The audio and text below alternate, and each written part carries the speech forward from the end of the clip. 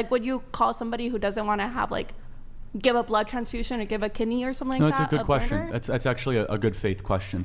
So if I had the specific type of blood type, okay, and in a hypothetical desert island, there happened to be a medical facility, and somebody right there needed a blood transfusion, and I said no, I would be complicit in their death. Yes. Okay. I'm saying that is the extrapolation of the hypothetical you articulated. So if, what is complicit it? To the point that you should be punished if you refuse to render aid to that person? Aaron, let me Pixie finish. Here. Aaron, let Pixie finish. Fair enough. Okay, so if the government decided, hey, you know what, like let's say Joe Biden is put in the hospital and you're the only person for whatever reason in the world that can like give him a kidney, and you have to basically give him like constant transfusions of blood for like the next year, would be a murder if you decide not to do that. Well, first I would do it, even though I can't stand Joe Biden. So, yeah, just for the record. And if it was only for 9 months, yeah, I'd do it. And if you Hold on. didn't do it, do you think you should be punished with jail time or worse? It depends the type of informed consent that goes alongside of it, which goes back to why I believe women are lied to and women are victims in the abortion process.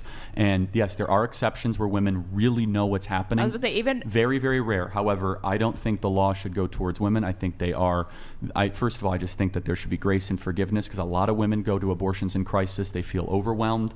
They feel as if the world is against them. The abortionists, let me be very clear, the people that call themselves medical doctors that know better, that actually do the very damaging, graphic removal of the baby, those are the people that I think should be focused when it comes to law. To your point, though, if for 9 months I would have to live a tougher life for another human being to live, I would do that. Wait, but it's What not about- just wait, I want to be clear.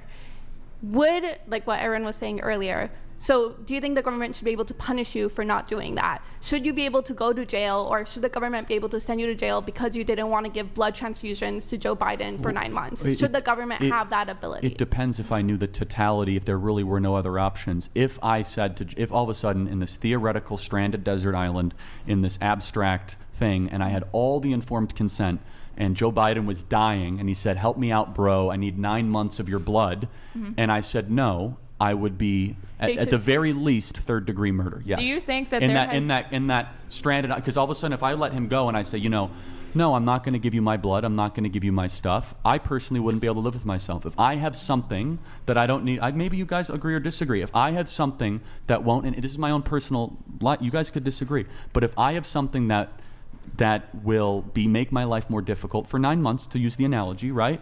But it meant another life could continue,